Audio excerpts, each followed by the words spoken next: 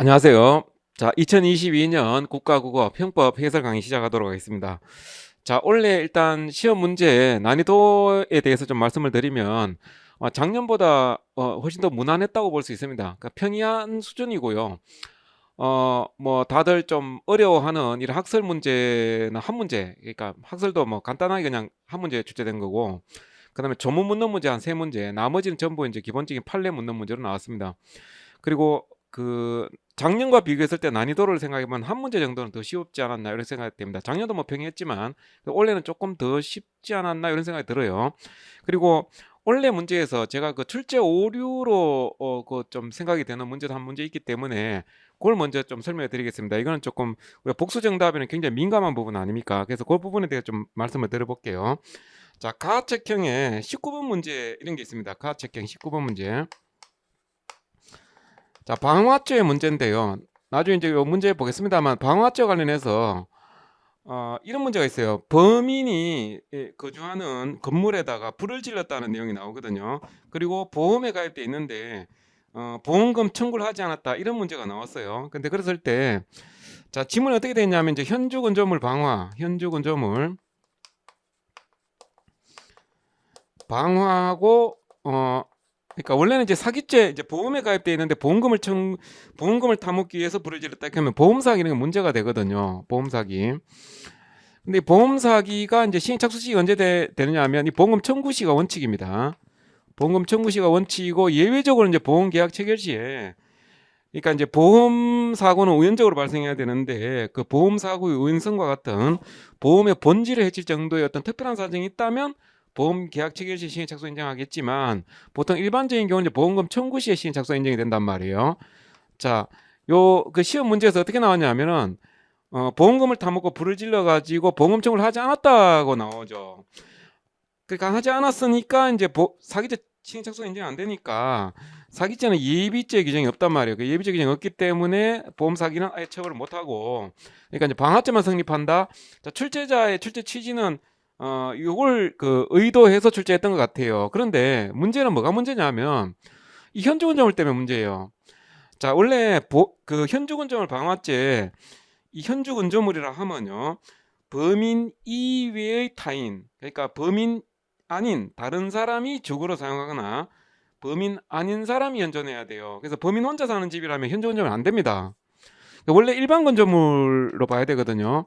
자, 일반 건조물일 때 일반 건조물에서 타인 소유 일반 건조물 방화가 있고 자기 소유 일반 건조물 방화가 있잖아요. 그랬을 때 자기 소유라 하더라도 보험에 가입돼 있으면 이제 타인 소유로 봅니다. 이거 형법 조문이 있죠. 그래서 타인 소유 일반 건조물 방화 기소해야 되는데 현주 건조물 방화로 돼 있어요. 그래서 이거 그렇다면 이건 틀린 질문이죠.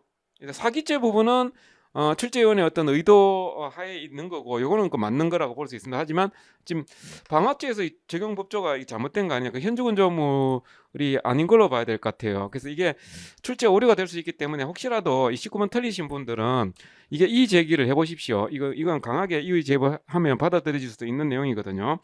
자, 우리가 어떤 판례 사안이 있다고 했을 때 이 판례 같은 경우에 판례가 인정하고 있는 범죄가 어떤 사실을 전제로 깔고 있는 경우가 있어요. 전제로 깔고 있는 경우가 있는데 이걸 이제 시험 문제 출제를 할 때 판결 요지만 이렇게 복사해서 만약에 낸다고 했을 때 말이에요. 이 전제되는 사실이 만약에 이 누락이 됐을 때 다른 범죄로 바뀌어버릴 수가 있단 말이에요. 자, 이런 경우는 사실 자칫하면 이제 이게 그 원래 의도하지 않았던 이런 엉뚱한 범죄로 튀어버릴 수가 있는 거죠. 그래서 이거는 어, 지금 가장 좀 이렇게 원래 시험에서는 다퉈볼 수 있는 여지가 있는 부분이기 때문에 한번 그 틀리신 분은 복수 정답이라도 인정되면 좋잖아요. 자기가 이걸 뭐 찍어갖고 틀렸다 이렇게 할 때는 그 뭐 복수 정답 인정되면 점수가 올라가니까 그런 관점에서 한번 이건 이의 제기할 수 있는 문제다라는 걸 말씀드리고요. 나머지 문제들은 좀 평이하지 않았나 이 생각이 됩니다. 그래서 이거는 아주 그 보통 일반적으로 뭐 법원 행시라든지 아니면 변호사 시험 같은 데서 일반적으로 주관식으로 접근하는 그런 문제들에서는요 거의 대부분 수험생들은 이쪽으로 갑니다. 일반 건조물 갑니다. 이거는 범인 혼자 주거로 상한다 그러면 바로 이거는 현주 건조물 아니다. 이게 이제 기본적인 내용이거든요. 그래서 이걸 한번 다퉈보시라는 거 말씀드리고 그 다음에 이제 해설 하도록 하겠습니다. 해설은 제가 기존에 제가 뭐 매월 모의고사 이렇게 강의도 합니다만 그보다 훨씬 쉬워요. 그러니까 조금 뭐 그래도 너무 쉽다는 건 좀 약간 뭐 자만스러운 그런 표현이긴 하지만 그래도 좀 기존에 우리가 매월 모의고사 보던 것보다는 그 최신 판례도 뭐 다 출제된 게 아니고 뭐 좀 이렇게 평이한 형태로 이렇게 돼가지고 어떻게 보면 제가 설명하는 방식이 좀 이렇게 쉬워질 수도 있다 이런 느낌이 좀 듭니다. 그만큼 좀 원래는 평이했다 볼 수 있고요. 자, 한번 풀어보겠습니다. 자, 1번 문제. 자, 도로교통법상 도로가 아닌 곳에서 운전면허 없이 운전하는 행위. 자, 도로교통법상 무면허 운전할 때는요. 도로교통법상 도로에서 운전을 해야 되는 거죠. 그래서 도로 아닌 곳에 운전면허 없이 운전하는 행위는 자, 무면허 운전으로 그러니까 처벌할 수 없는 겁니다. 그러니까 자, 무면허 운전으로 처벌하는 것은 유치해서 금지 원칙에 반한다가 되죠. 반하지 않는다는 게 틀린 겁니다. 반한다. 그러니까 그 도로에서 무면허 운전을 해야 처벌할 수 있는 거다. 이렇게 보셔야 되는 거고요. 자, 형법의 시행 이전에 죄를 범한 자에 대해서 개정 형법에 따라서 보관자를 명할 경우, 자, 보관자는 자유로운 일상 활동이 보장이 되는 거기 때문에 형벌적 성격이 없죠. 형벌적 성격이 없는 보안 처분은 소급 적용해도 됩니다. 형벌 불소급 원칙 적용되지 않습니다. 즉, 그 묻는 문제고 형벌 불소급 원칙 재형법 중에 위배된다는 게 틀린 거죠. 자, 종전보다 가벼운 형으로 형벌법규를 개정하면서 개정된 법 시행 전에 범죄에 대해 종전형벌법규를 그대로 적용하도록 하는 거. 이거 행위시법주의 원칙으로 가겠다는 거죠. 자, 법을 개정하는 것도 국회에서 판단할 문제고 개정 안 하고 그대로 둘 수도 있는데 자, 개정하면서 원칙으로 행위시법주의 원칙으로 가는 걸 우리가 뭐 부정할 이유는 없다 이런 이야기죠. 그래서 부칙을 보면은 이 법 시행 전의 행위에 대해서는 이 시행되기 전에 법을 적용한다 이런 규정들 많습니다. 그래서 이게 금지되는 건 아닙니다. 이거 허용됩니다. 그래서 이거 형벌부서원칙 반한다는 게 틀린 지문이고 자, 처벌법규의 구성 요건에 법관의 보충적인 해석을 필요하는 개념 쓸 수 있죠. 그래서 우리가 명확성 원칙 검토할 때 법관의 보충적 해석을 통해서 내용이 어느 정도 한정될 수 있다면 적용법정에 반하지 않는다로 하는 거잖아요. 그래서 해석 방법에 의해서 자, 통상적인 법감정을 가진 사람이면 충분히 그 내용을 알 수 있다 이렇게 규정했다면 명확성 원칙이 위배되는 거 아니다. 무난하죠. 4번 지문 무난한 거니까 이제 이 답이 되는 거고요. 자, 그다음 보겠습니다. 2번 문제. 자, 자기 행위로 인하여 위험 발생 원인을 야기한 자가 위험 발생을 방지하지 않은 때는 그 발생된 결과 처벌된다. 이거 조문입니다. 조문 묻는 문제인데 사실은 조문 아니라도 이거 우리가 부작위범 있죠. 부작위범 자기가 선행에 의해서 뭐 자기혐오가 발생할 수 있고 그 자기혐오 이행하지 않으면 부작위범 성립한다. 이건 늘 하는 거죠. 자, 18조에서 규정한 부작위는 법적 기대라는 규범적 가치 판단 요소에 의해서 사회적 중요성을 가지는 사람 행태이다. 이것도 뭐 세월호 사건 같은 이 부작위범 판례 중에 일부 문장을 그냥 떼놓은 거예요. 그러니까 해야 될 일을 하지 않는 거다는 거죠. 법적 기대, 해야 될 일, 이걸 하지 않았을 때 그것이 이제 사회적 중요성을 가지는 사람의 행태다. 사람이 죽어가고 있는데 그걸 구조하지 않는다. 이것이 자기에 의한 범죄와 동등하게 평가될 수 있을 만큼 어떤 중요성을 가질 때 우리가 그걸 부작위범을 이제 처벌할 수 있는 거고요. 이거 맞는 질문입니다. 뭐 특별히 문제되는 내용은 아니에요. 자, 이거는 이제 그 최신 판례죠. 최신 판례인데 갑자기 뭐 지문이 갑자기 확 늘어나는데 이 판례는 최신 판례에서 나왔던 문제니까 이것도 학원 모의고사 제가 늘 내던 판례죠. 자, 공사 현장에서 자, 건축 자재를 원래 공사 끝나고 나서 건축 자재를 안 치우고 그냥 냅뒀다는 거예요. 그래서 이게 업무방해죄가 되느냐의 문제인데 원래 공사를 위해 쌓아놓았던 자재를 치우지 않은 것은 자기로 말이죠. 쓰레기더미 싣고 와가지고 그냥 버려가지고 막 업무방해를 하는 거와 형법적으로 동가치가 아니다. 형법 동등하게 평가될 수 있는 게 아니다 이런 이야기죠. 그래서 부작위에 의한 업무방해죄 안 된다는 판례거든요. 그래서 업무방해죄 실행으로서 피해자의 업무에 대한 적극적 방해와 동등한 형법적 가치를 가진다. 이건 아니죠. 그래서 이거는 최신 판례로서 건축 자재를 싣고 와가지고 버린 게 아니라 원래 공사하다가 남은 자재를 안 치우고 놨던 거 이 정도 가지고는 적극적인 자기행위와 동등하게 평가될 수 없다. 우리가 부진정 부작위범 성립하려면 행위정형의 동가치성이라는 게 있죠. 행위정형의 동가치성. 그러니까 부작위가 자기와 형법적으로 동가치해야 된다는 거죠. 그렇게 그 동가치성 이게 인정이 안 되면은 부작위범 성립하지 않습니다. 그래서 그 묻는 문제고요. 이건 최신 판례 묻는 문제라고 보시면 되는 겁니다. 자, 태거불응죄는 부작위가 처음부터 구수요건적 행위로 예정되어 있는 경우로서 진정 부작위에 해당한다. 그러니까 태거불응죄는 나가라고 했을 때 안 나갈 때 이제 성립하는 범죄죠. 처음부터 부작위로만 범할 수 있는 범죄입니다. 이 진정 부작위범이라고 하죠. 자, 태거불응죄는 미수분 규정이 있다 이런 거면 시험 문제 많이 나오는데요. 그러니까 이게 미수 인정될 여지가 없는데도 미수분 규정이 있다 이런 거 많이 출제되죠. 자, 보겠습니다. 인과관계. 자, 0.5mm 두개골 사건이죠. 자, 우리가 보통 고혈압이나 당뇨 같은 지병이 결과에 영향을 줬을 때 원래 인과관계 다 인정이 되는데 0.5mm밖에 되지 않는 이런 뭐 특이한 체질 이렇게 했을 때는 예견할 수 없는 거죠. 그러니까 아주 우리가 예상할 수 없는 특별한 사정 이런 게 이제 개입이 되게 되면 인과관계 부정이 됩니다. 그래서 보통 이제 폭행치사죄 이런 게 문제될 때 폭행하고 사망 결과 사이에 인과관계 있어야 되는데 전혀 예상할 수 없는 이 뇌수종이라든지 0.5mm 두개골 이렇게 하게 되면 이건 도저히 예상할 수 없는 사정이 개입된 거기 때문에 인과관계를 부정한다 이런 이야기죠. 그럼 폭행치사죄는 안 되고 폭행죄만 문제될 뿐이다 이런 이야기이고요. 자, 그 다음에 이거는 사람을 뭐 밀어갖고 넘어뜨린 거죠. 그래서 뭐 동맥경화 뭐 이런 식으로 그 지병이 있었다는 건데 지병이 영향을 주는 것은 인과관계에 영향이 없습니다. 고혈압, 당뇨, 뭐 동맥경화 이런 지병이 악화되는 것은 통상 인과관계를 부정할 만한 특별한 사정을 할 수 없어요. 엄주로 좀 만취된 상태였다 이런 인식이 있다 하더라도 사망 영향을 줬다 하더라도 폭행과 사망 간에 상당한 관계가 없다고 할 수 없다 인정된다는 이야기죠. 그래서 보통 이제 지병이 악화돼서 사망한 경우는 인과관계 부정되지 않습니다. 통상 예견할 수 있는 사정으로 보는 겁니다. 자, 이거 뭐 많이 나오던 판례죠. 강간 당한 사람이 자살했을 때 강간으로 인한 어떤 절망감 때문에 사망한다 하더라도 이거는 인과관계 부정됩니다. 강간당했다 다 자살하는 거 아니죠, 그죠? 그러니까 자살이라는 것은 피해자의 단독행위로 보는 게 판례 입장이죠. 그래서 이거는 만약 강간했다면 강간죄만 되지 사망까지 죄책을 지진 않습니다. 쉬운 판례죠. 그 다음에 자, 이것도 뭐 많이 나오는 거죠. 폭행하고 뭐 문을 열고 들어오려고 하니까 이런 거 위협을 느껴서 자, 이거 보면 숨으려다가 이런 거잖아요. 피하려다가 숨으려다가 도망가려다가 떨어지고 치고 뭐 사망하는 거예요. 다 인과관계 인정이 되는 거죠, 판례. 뭐 길을 건너다가 차에 치인다든지 창밖에 숨으려다가 실족사한다든지 이건 다 인과관계 인정되는 경우가 됩니다. 그래서 이런 문제를 보면 제가 좀 무난하다 이렇게 말씀드리는 거죠. 자, 이게 보면 이제 판례 입장으로 옳지 않은 것 되어 있는데요. 자, 이거 이제 그 신뢰 원칙 문제죠. 우리가 고속도로라든지 육교 밑이라든지 그다음에 자동차 전용 도로라든지 횡단보도 신호등이 빨간불일 때 이럴 때 운전자는 갑자기 사람이 튀어나올 것까지 예상해가지고 주의를 다할 의무가 없습니다. 다른 사람이 교통법규를 위반할 것까지 대비할 필요는 없다 이런 이야기죠. 자, 보행자 횡단이 금지되어 있는 육교 밑입니다. 자동차 운전자가 전방도로 위에 서 있는 피해자를 발견했다. 근데 사람은 육교 위로 다녀야 되죠. 그래서 육교를 옆에 있는 피해자가 특히 차도로 뛰어들 거동이나 기색을 보이지 않았다. 그러니까 만약에 육교 밑이라도 어떤 할머니가 말이에요. 다리가 아파서 육교 위로 못 올라가니까 막 지팡이를 짚고 막 무단횡단을 하려고 하는 게 보입니다. 그러면 멈춰야 되겠죠, 당연히. 근데 그게 아니고 보통 일반 사람들은 육교 밑으로 이렇게 지나갈 거를 우리가 예상해서 대비할 필요는 없다 이런 이야기죠.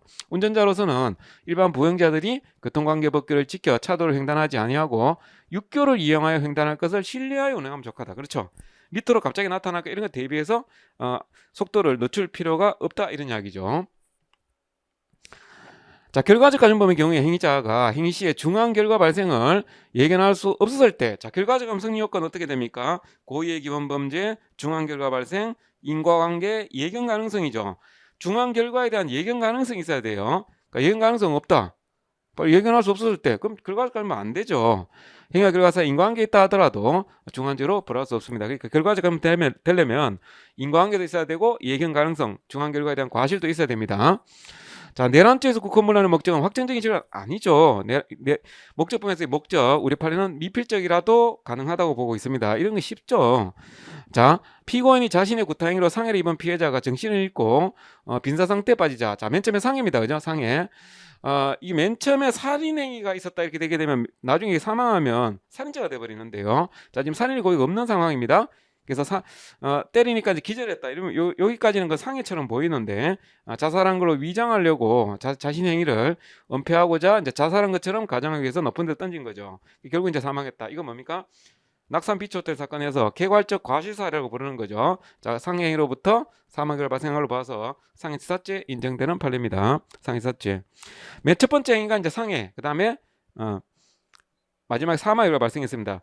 자, 어디에도 살인의 고의는 없어요. 맨 처음에 상해를 했었고 그 다음에 죽은 것으로 오해하고 행위를 하는 거니까 살인의 고의가 없습니다. 시체인 줄 알고 있기 때문에 살인의 고의를 인정할 수 없어요. 그래서 이런 경우에 상해치사죄 이렇게 됩니다.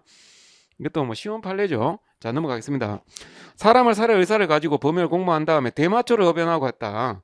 심신장애인은 감경할 수 없다. 이거 원인에 있어서 자유로운 행위 아닙니까? 원인에 있어서 자유로운 행위.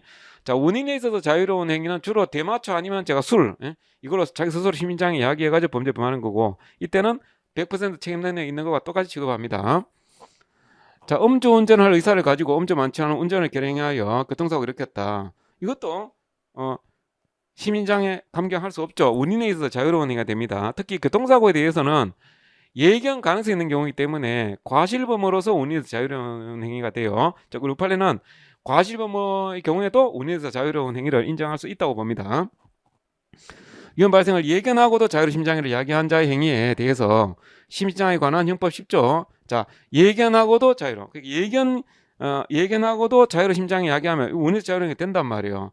적용이 배제된다? 아닙니다. 자, 여기 야기한 자에 대한 장애 형법 1조 2항 10조 1항 2항이죠. 10조 1항 2항.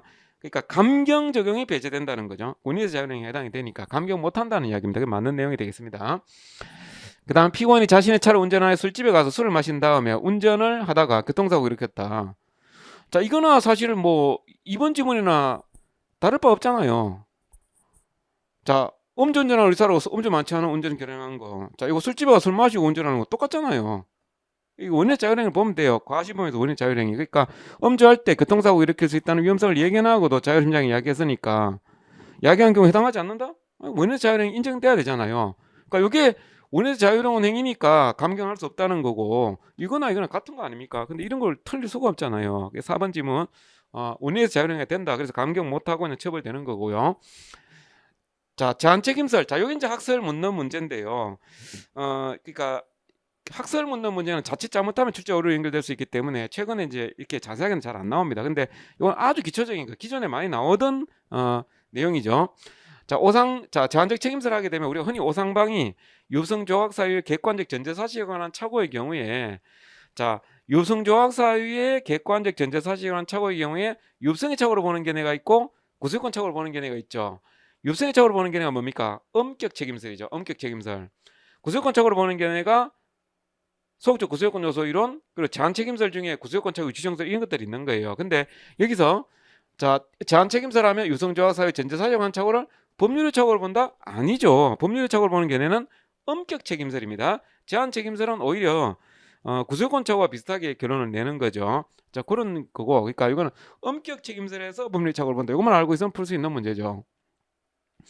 자, 그 다음에 유성의 착오에서 정당한 이유가 있는지는 제가 이게 평소에 사람마다 다 달리 평가해야 된다 하면서 예를 들었던 게 서초동에 있는 변호사 자격이 있는 사람하고 시골에 한글도 잘 모르는 사람하고 이걸 어떻게 똑같이 평가합니까? 그래서 우리가 글도 잘 모르는 뭐 90대 어떤 할아버지가 법적 평가를 잘못하는 거하고 서초동에 있는 변호사, 국회의원 자격이 있는 사람이 잘못 평가하는 거 이거는 좀 동일하게 평가할 수 없다. 그래서 변호사 같은 경우에 훨씬 더 엄격하게 판단할 수 있다는 겁니다. 그가 속한 사회 집단에 따라서 달리 평가돼야 되거든요. 그럼 지금 여기 변호사 자격을 가진 국회의원인데 법률 전문가라는 사람이 그 밑에 직원 시켜갖고 그냥 한번 물어봐. 직원에게 야 전화 한번 해봐. 이래놓고는 그거 믿고 그냥 위법한 행위를 해버렸다 이런 이야기잖아요. 그러니까 이런 경우는 정당화될 수 없다라는 겁니다. 그 오인에 정당한 이유가 있다 하기 어렵다. 그래서 이거는 자격자는 오히려 더 엄격하게 유성 판단 그 법률의 착오의 경우에 정당한 이유가 있는지를 더 엄격하게 보겠다는 판례가 되겠습니다. 실제 판례 사안이죠.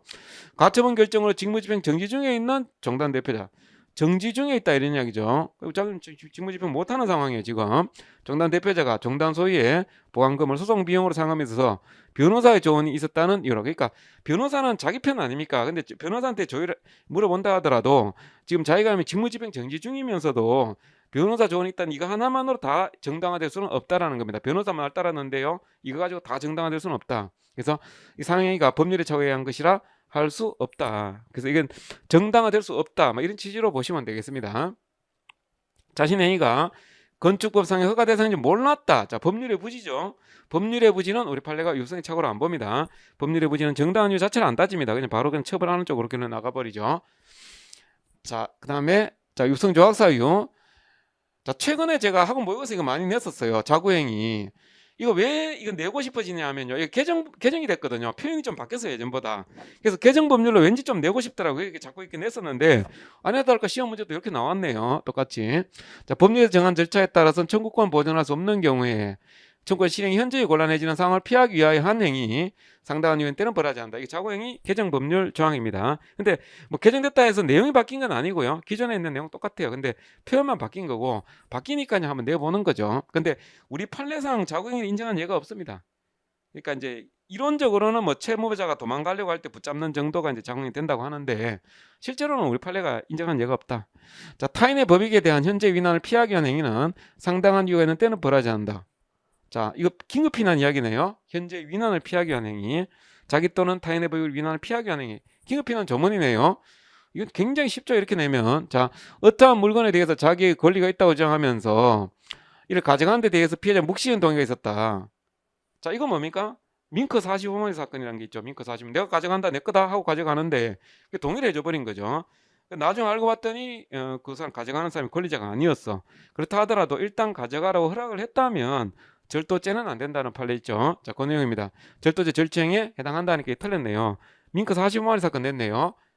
아주 이것도 기본적인 판례고, 폭처법에 규정된 죄를 범한 사람이 흉기로 사람에게 위해를 가하려 할 때 이를 예방하기 위한 행위.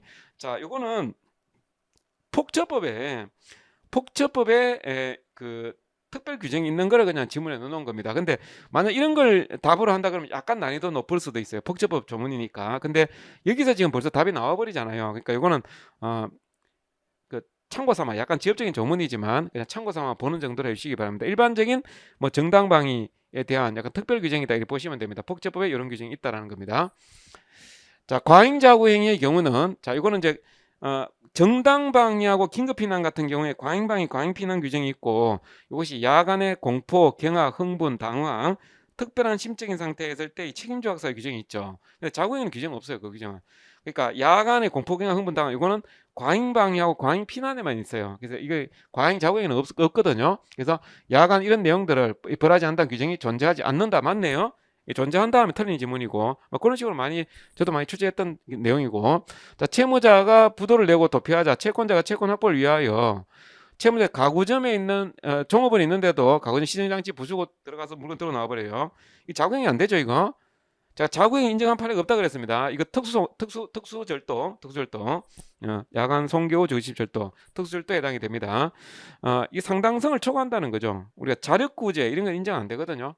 충분히 이거는 소송을 통해서 강제 집행할 수 있는 부분으로 생각하셔야 되고, 타인의 청구를 보전하기 위한 자구행위는 인정되지 않지만 청구권자로부터 위임을 받으면 이 자구행위 가능하다고 해석합니다. 이것도 뭐 기본적인 내용에 해당이 되고요.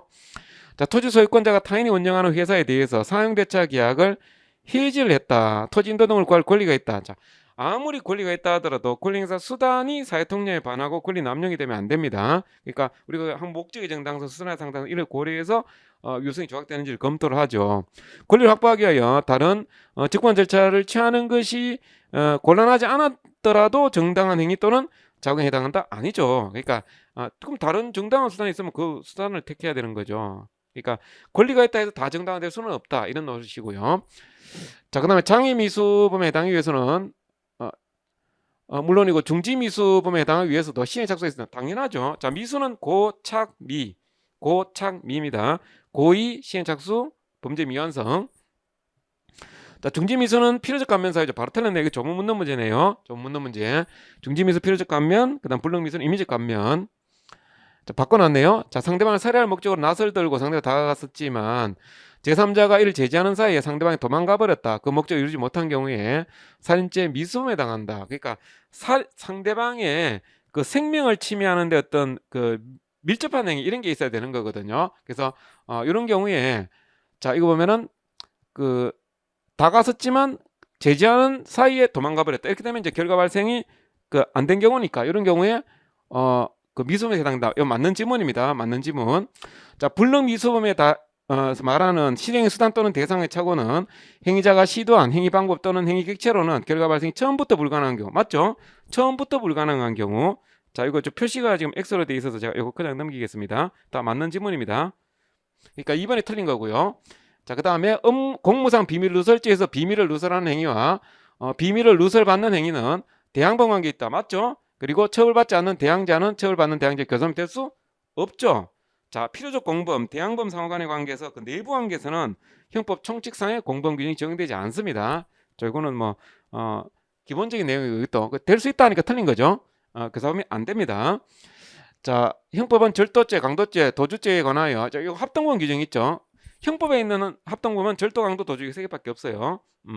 이거 맞는 내용이고. 그 다음에 합동범이 성립하기 위해서는 객관적 요건의 시행위가 시간적, 장소적 협동관계에 있다고 볼 수 있는 사정이 있어야 된다. 이게 바로 현장세라고 하는 거죠. 현장에서 시간적, 장소 협동관계 있을 것. 그 다음에 뇌물 공여자와 뇌물수사 사이에 각자 상대방의 범행에 대해서 총칙균이 적용. 이것도 똑같은 내용이죠. 이거랑 이거랑 같은 겁니다. 1번 지문, 2번 지문 같은 쟁점이에요. 그러니까 여기에 공범 적용되지 않고 그 사람 안 된다 이렇게 해야 되는 거죠. 그래서 이거 1번하고 4번하고 같은 쟁점이고. 자, 이것도 이제 조문 묻는 문제인데요. 형 선고를 위할 때 재원 방지를 위하여 지도 및 원호가 필요하다 원자할 때 보호 관찰을 받으면 명할 수 있죠. 맞습니다. 그리고 자, 형 집행을 위할 때도 보호관찰 사회봉사 함께 명할 수 있다고 해석하죠. 이 보안 처분의 실효성 확보 차원에서 함께 명할 수 있다고 봅니다. 자, 형 집행을 위하면서 내린 사회봉사 또는 수학 명령은 집행 이해 기간 내 이를 집행한다. 이것도 이제 조문이에요. 조문. 선고일 같은 경우는 뭐 1년으로 이렇게 돼 있죠. 그것도 같이 보시고 보관차를 명한 집행유예를 받은 자가 준수사항을 위반하고 그 정도가 무거운 때는 취소해야 된다 아니고 취소할 수 있답니다. 할 수 있다. 요 임의적 그 취소 사유가 돼요. 자, 유예 기간에 범죄를 범해 가지고 판결이 확정되는 경우 판결 확정. 그다음에 결격 발견. 보관찰 이거 준수사항 위반하는 경우 있어요. 보관찰 위반. 하면 이제 선고유예 하면은요. 선고유예 전부 실효사유입니다. 실효사유. 그 집행유예로 가게 되면은 여기에 실효사유죠. 실효사유고 요게 취소사유가 됩니다. 취소사유. 판결 확정은 실효사유예요. 실효사유. 자, 이건 보관찰 위반, 준수사항 위반한 거 요거죠. 요거고 보관찰 위반 요거는 취소 사유. 임의적 취소다 이거죠. 그러니까 취소해야 된다 때문에 틀렸습니다. 임의적 취소. 이거 전체적으로 좀 보고 외우셔야 됩니다. 자, 2인 이상이 가공하여 범죄 실행하는 의사 결합이 있으면 공모관계 성립한다. 이 공모공동전문의 주관적 요건이죠. 주관적 요건. 공모관계 형성. 범죄 실행 의사의 결합이 있으면 된다. 공동을 성립하기 위해서는 범죄 행위 시에 행위자 상호 간에 주관적으로는 서로 범죄 행위를 공동한다는 공동한 의사가 있어야 되고요. 의사력이 묵시적이나 간접적이나 불문한다. 순차적 암묵적으로 공모관계 형성이 가능하죠. 그 다음에 공동점을 성립하기 위해서 반드시 범죄 시행 전에 모의가 있어야만 하는 건 아니다. 그렇죠. 범행 도중에도 공모관계 형성돼 가지고 공동점 형성이 가능합니다. 그 다음에 고의는 미필적 인식으로 족하다. 타인의 범행을 인식하면서 제지하지 않냐고 용인한 것만 가지고 공동한 의사 인정 안 되죠. 그러니까 이제 청소년 그 비행 청소년들이 뭐 그 여학생을 나누어서 강간하자는 제의를 하고 있는데 그 쫄병처럼 그 가방 들고 따라다니는 가방 모찌가 있단 말이에요. 근데 다른 사람이 범행을 범하자고 하는데 자기는 아무 대답도 하지 않고 그냥 조조조 따라다니는 거예요. 그러면서 다른 사람이 강간하고 있는데 제지하지 아니하고 그냥 용인했다. 이것만 가지고는 공동지방이 인정 안 된다는 겁니다. 만약 공동지방이 인정해버리면 같이 그냥 실행한 게 돼버리잖아요. 근데 이게 공동지방이 빼주고 그 무죄 판결을 했던 내용이 있습니다. 자, 13번. 자, 벌금의 경우에 선고유예도 가능하고, 자, 액수에 상관없이 집행유예는 500만 원 이하의 벌금이에요. 500만 원 이하 벌금. 최근에 어떤 판사님이 이거 1000만 원 벌금 선고하면서 집행유예 해가지고 그 신문에 한번 난 적이 있어요. 500만 원 이하의 벌금이 가능합니다. 자, 과료를 납입하지 않은 때는 1일 이상 30일 미만 기간 노역장에 위치하여 작업에 복무하게 한다. 이거 맞는 질문입니다. 이것도 한 번씩 나오던 조문이죠. 자, 형을 선고받은 사람의 시효가 완성되면 집행 면제, 이 형벌권을 이제 소멸하는 거죠. 집행이 면제되는 겁니다. 가습방 기간 중 고의로 지은 죄입니다. 고의로 지은 죄. 최근에 개정 법률이에요. 요 지은이라는 말이 옛날에 없었거든요. 없었는데 이거 들어가가지고 이게 그 삼성그룹에 누구를 위한 개정 아니냐 이런 뭐 뒷말이 많았죠. 그래서 이 지은죄가 들어가 있다는 거고 과실은 빠져야 됩니다. 고의로 지은 죄로 이렇게 해야 돼요. 검거에서 형의 선고를 받아 판결 확정될 때는 가습방 처분은 효력을 잃는다. 자, 틀린 지문이고요. 과실 빼야 됩니다. 자, 집행유예 선고를 받은 후 그 선고에 실효 또는 취소됨 없이 유예기간 경과하면 어떻게 됩니까? 형선고로 형식이죠. 집행을 종료한 것을 보는 거는 가석방이 그렇죠. 가석방 기간 경과하면 이제 집행 종료한 걸로 보고요. 자, 강간죄 관련해서 자, 이거는 위력에 의한 추행죄로 부르는 겁니다. 자, 13세 미만자가 되면은요 성폭력 특법이 적용돼요. 그런데 이 그 엘리베이터 안에서 다가가는 거 있죠. 다가가는 요게 바로 이제 위력 행사로 보는 거예요. 상대방의 의사를 제압할 만한 세력. 그러니까 어린아이가 이제 그 엘리베이터 구석에서 이렇게 딱 무서워서 말이죠. 딱 쭈그리고 있다가 이제 엘리베이터 문이 열리니까 이제 뛰쳐서 달아난 거죠. 근데 그러니까 요게 자위행위한 것은 위력에 의한 추행죄 이런 식으로 보는 거죠. 위력에 의한 추행죄. 위력에 의한 추행죄에 해당하지 않는다는 틀린 겁니다. 제가 예전에 이거 학원 모의고사 한번 냈던 판례인데 여기 강제추행죄 아니거든요. 이게 강제추행죄가 아니고 그냥 위력에 의한 추행죄라는 게 있다 이거죠. 성폭력특별법에. 그래서 제가 이 강제추행죄 아니고 위력에 의한 추행죄라는 게 이게 해당된다라고 했었던 건데 요거 출제가 됐네요. 자, 미성년자 또는 심신미약자에 대해서 위계 또는 위력으로 간음할 때 이거는 이제 예상문제급의 이야기죠. 예상문제급 위계 개념 이런 것도 굉장히 중요합니다. 그래서 간음행 자체에 대한 위계가 아니라 뭐 성행위에 이르게 된 동기 이런 데 위계도 다 포함이 된다는 최신 판례가 있었죠. 자, 그런데 자, 미성년자 심신미약자와 같이 판단 능력이나 대처 능력이 일반인에 비하여 낮은 사람은 이런 어떤 뭐 저항을 제대로 하지 못한다는 거죠. 이런 가능성이 있기 때문에 범죄 성립 요건을 좀 강간죄나 강제추행보다 완화된 형태로 규정한 것이다. 원래 성범죄는 기본 범죄가 강간죄와 강제추행죄입니다. 근데 이거는 위력에서 위계 위력에 의한 간음죄하면 폭행법을 쓰지 않는 형태가 되잖아요. 그러니까 그보다 조금 더 이제 완화된 형태로 이렇게 규정한 것이라는 거죠. 구수 요건을. 그러니까 위계에 의한 간음죄할 때 위계 개념 굉장히 중요합니다. 자, 피해자 기펀장에 빠져 있거나 술, 약물 등에 일시적으로나마 의식을 잃은 상태. 이거 상해 개념에 해당이 되죠. 그런데 여기 의식을 잃지 않았다 하더라도 그와 같은 사유로 정상적인 판단 능력과 대응 조절을 행사할 수 없는 상태 때문에 이런 상태를 유발하면 상해가 되지만 만약에 피해자가 자기가 술 먹고 말이에요. 자기가 술 먹고 뭐 이렇게 제대로 몸을 못 가눈다든지 저항이 현저히 좀 이렇게 저항할 수 있는 그 조절 능력을 좀 상실했다 이런 이야기. 저항할 수 있는 능력이 좀 낮춰진 경우입니다. 자, 이런 경우에 준강간죄 또는 준강제추행죄 심시상해 또는 한급불능 상태에 해당이 된다고 보는 거고 이거 맞는 겁니다. 근데 최근에 이제 이게 자 이런 이야기 있습니다. 술 먹고 완전히 뻗은 거요. 이게 패싱아웃이라 하거든요. 패싱아웃이라는 게 있고 그러니까 술 먹고 이제 기억이 잘 안 나는 거죠. 이 블랙아웃이라고 합니다. 기억이 필름이 끊긴다 그러는 거죠. 블랙아웃. 그러면 이제 준강간이나 준강제추행죄 같은 경우에 심신상실이나 한급불능 상태라 하잖아요. 근데 이 패싱아웃이 되면 이 심신상실이에요. 근데 블랙아웃은 심신상실이라 보기는 어렵거든요. 단순히 기억만 잘 안 나는 거. 근데 이게 한급불능 상태는 해당될 여지가 있다 이거죠. 한급불능 상태. 저항력이 현저히 감퇴된. 그러니까 블랙아웃이 한급불능 상태에 해당될 수 있기 때문에 그래서 중간간에 중간제추행이 될 수도 있기 때문에 이 부분에 대해서 좀 심리를 해보라는 그런 판례가 있습니다. 자, 그다음에 성폭력범죄 처벌이나 특례법상 자 업무, 고용이나 그 밖의 관계로 인해서 자기 보호 감독을 받는 사람. 자, 여기에 관한 최신 판례가 있습니다. 마트가 아니라 그 편의점요, 편의점. 24시 편의점에 뭐 아르바이트 그 면접을 하는 거죠. 면접을 보러 왔는데 이제 직원을 채용하는 과정에서 자기 집으로 오라 그래가지고 성추행을 한 그런 사건이 있었어요. 그러니까 채용 절차에서 영향력의 범위 안에 있는 사람도 포함이 됩니다. 그래서 자기 채용 권한이 있으니까 갑과 을 지위 있잖아, 그죠? 자기 지위를 이용해서 뭐 성추행을 한다 이렇게 했을 때, 자, 이 범죄가 성립한다는 겁니다. 자, 회사 대표이사, 그에 준하여 회사 자금 보관이나 운용에 관한 사회상의 사무를 처리한 자가 이자나 변제기 약정과 이사회 결의 등 적법한 절차 없이 회사를 위한 지출 이외의 용도, 회사를 위한 지출 이외의 용도, 회사를 위해서 써야 되는데 회사를 이외에 개인적 용도 썼다 이렇게 되게 되면 자 인출한 행위는 횡령죄 구성하게 되죠. 원래 목적이 한정되어 있으면 그 한정된 용도로 써야 되고요. 그렇지 않으면 위탁자 그 본인을 위해서 사용해야 됩니다. 자, 다른 사람의 유실물인 줄 알면서 당국에 신고하거나 피해자의 숙소에 운반하지 아니하고 자기 친구 집에 운반한 사실만으로는 전밀타령죄의 범위를 인정했다. 이건 좀 지엽적인 판례입니다.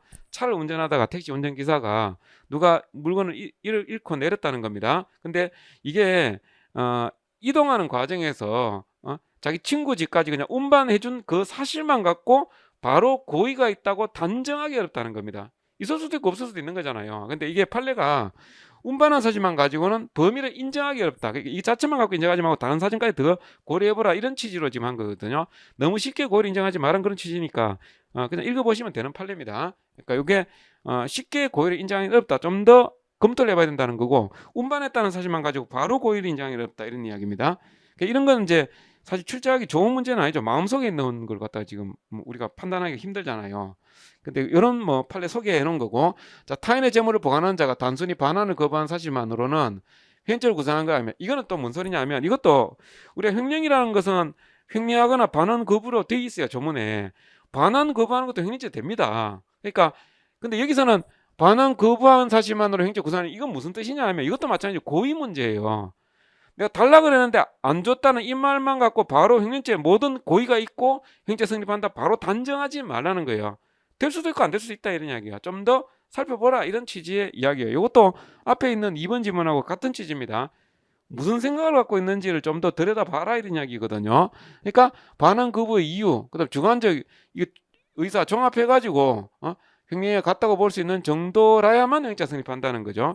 그러니까 반환 거부가 횡령죄 될 수도 있고 안 될 수도 있는 겁니다. 근데 이제 이 사람이 주관적으로 어떤 생각을 갖고 있는지에 대해서 좀 더 심리를 해보라 이런 취지의 내용이죠. 그러니까 반환 거부만 가지고 쉽게 인정하지 마라.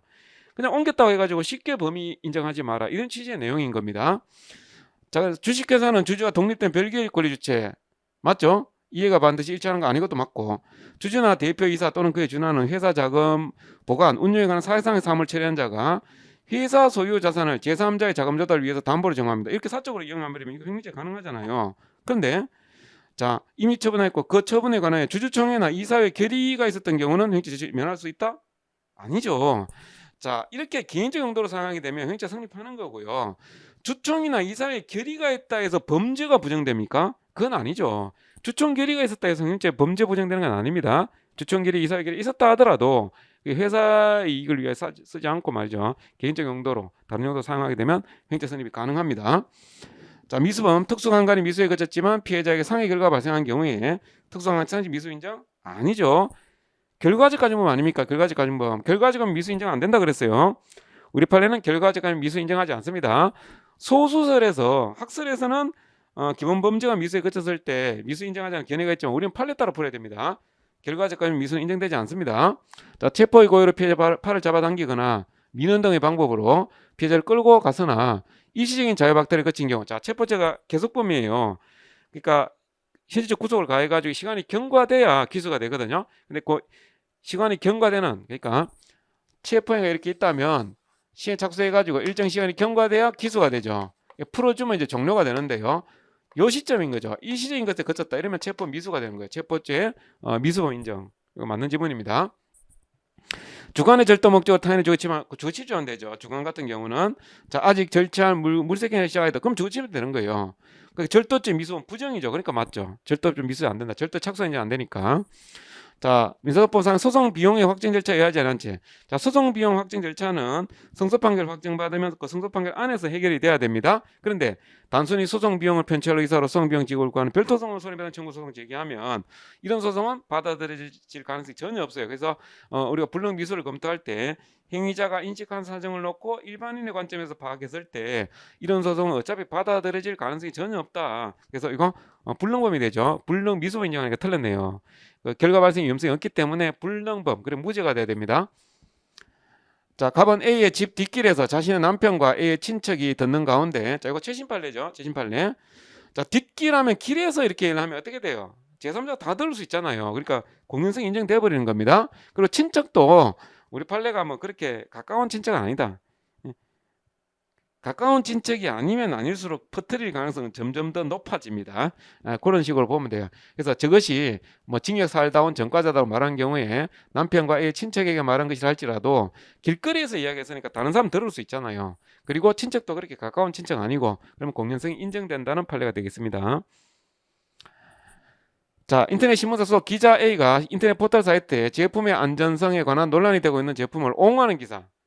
그러니까 대기업체를 옹호하는 기사를 올려놓으니까 그러니까 다른 이제 네티즌들이 기레기라고 하죠. 그러니까 기자하고 쓰레기를 합친 말로 기레기 이렇게 부른 거예요. 근데 이거는 기자들이 이 행태가 말이요. 왜 대기업체를 옹호하는 그런 편파적인 그런 기사를 쓰느냐. 비판하는 과정에서 나온 말이고 흔히 쓰는 표현이단 말이에요. 그러니까 이게 사회상규에 위배되지 않는 행위. 사회통념에 따라 판단하는 거예요. 유승 조각 문제는. 그래서 이거 유승이 조각된다는 판례입니다. 사회통념에 따라 허용되는 부분이다. 자, 글의 집필 의도, 논리적 흐름, 서술체계, 전개 방식. 자, 우리가 이제 책을 쓸 때 책을 쓴 내용이 이제 이게 명예훼손이 되느냐 이게 판단할 때 말이요. 어떤 개인적인 어떤 판단을 이야기를 하고 있다면 이건 사실 적시가 아니잖아요. 그러니까 이제 개인적인 판단이냐 아니면 사실 적시냐 이 판단하는 기준과 관련한 그런 판례라고 볼 수 있어요. 전체 내용을 종합해 볼 때, 자, 평균적인 독자 관점에서 문제된 부분이 실제로는 비평자의 주관적 의견에 해당한다. 이러면 사실 적시가 아닌 거죠. 비평은 가능하다 이런 이야기요. 다만 비평자가 자신의 의견을 강조하기 위한 수단으로 그 같은 표현을 사용한 것이라고 이해되면 이거는 명예훼손죄 사실이 해당하지 않는다고 해야 되거든요. 해당한다는 게 틀린 겁니다. 이건 비평에 해당한 주관적 의견에 해당하고 이런 내용들이 바로 이제 답을 풀 수 있는 키워드가 돼요. 자, 공연히 사실 적시하에 사람의 명예를 훼손한 경우에 그것이 진실한 사실이고 행위자의 주요한 동기 내지 목적이 공공이익을 위한 것이라면 사익적 동기가 좀 내포되어 있다 하더라도 공공이익을 위한 걸 봅니다. 그래서 310조 그대로 적용하는 거죠. 그래서 막 기자가 기사하면서 공공의 이익을 위해서 기사하면서 요거 잘하면 내가 좀 이렇게 발행 부수를 좀 이렇게 늘릴 수도 있겠다. 사익적인 동기가 좀 게재돼 있다 하더라도 공공의 이익이 부정되지 않습니다. 자, 공무원이 뇌물로 투기적 사업에 참여할 기회를 제공받았다. 기회 제공받는 것 자체가 뇌물이 되는 거죠. 나중에 뭐 이익이 나든 안 나든 이게 중요한 게 아니라 남의 돈을 내 마음대로 운용할 수 있는 그 지위를 갖게 됐다. 이 자체를 우리가 전산 이익으로 해가지고 뇌물로 평가할 수 있는 겁니다. 뇌물수재 성립에 영향이 없다 이런 이야기죠. 자, 뇌물죄에서 말하는 직무라 하면 이것도 많이 나오는 거죠. 공무원의 법령상 관장하는 직무뿐만 아니라 밀정 관계에 있는 행위, 관례상 사회상 소관하는 행위, 결정자를 보호하거나 이해를 줄 수 있는 행위 다 포함되죠. 우리가 직무 관련상 할 때 이야기입니다. 이건 뭐 전형적으로 많이 취재됐던 그런 판례고요.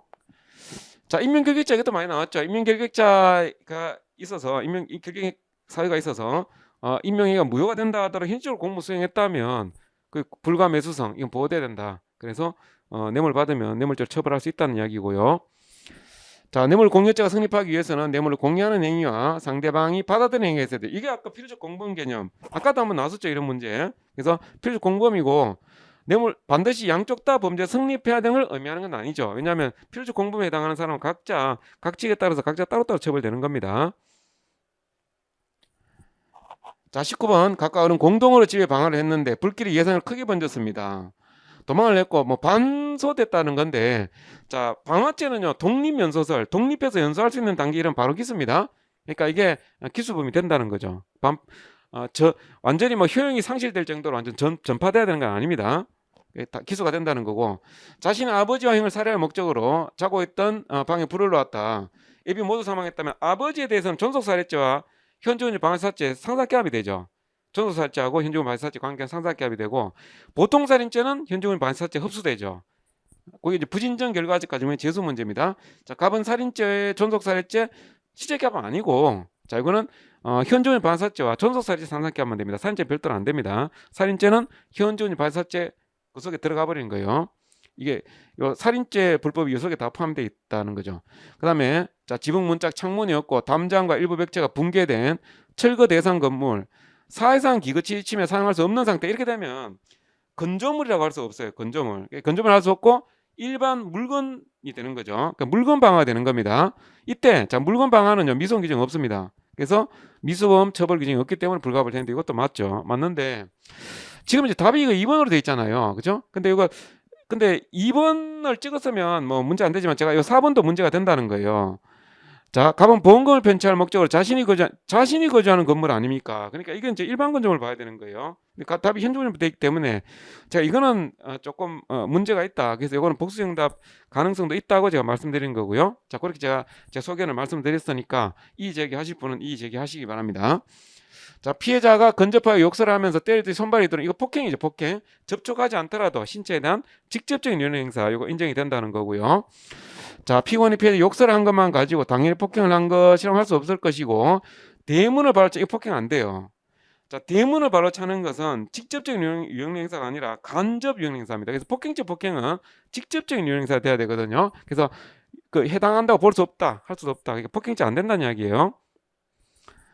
자, 공무원의 직무 수행에 대한 비판이나 시정 등을 요구하는 집회, 시위 과정에 일시적으로 상당한 소음이 발생한 거, 이 정도는 어느 정도 용인을 해야 되죠. 시위하면 당연히 어느 정도 소음 발생하니까. 공무집행방해죄 음양으로 인한 폭행 인정된다 아니고, 이 정도는 그냥 폭행으로 인정하기 어렵다고 보는 거고요. 자, 거리상 멀리 떨어진 사람이 전화기 이용한 경우에, 자, 이거는요, 청각기관을 고통스럽게 할 정도의 특별한 사정이 있으면 폭행이 가능하다고 봅니다. 그래서 이거는 특별한 사정이 있을 때 신체에 대한 유형의 행사로 보는 거고, 그렇지 않다, 이런 특별한 사정이 없다면 폭행으로 보기 어렵다는 내용입니다. 자, 여기까지입니다. 자, 지금까지 고생한 만큼 말이죠. 꼭 좋은 결과로 고득점으로 합격하시기를 기원하겠습니다. 수고하셨습니다.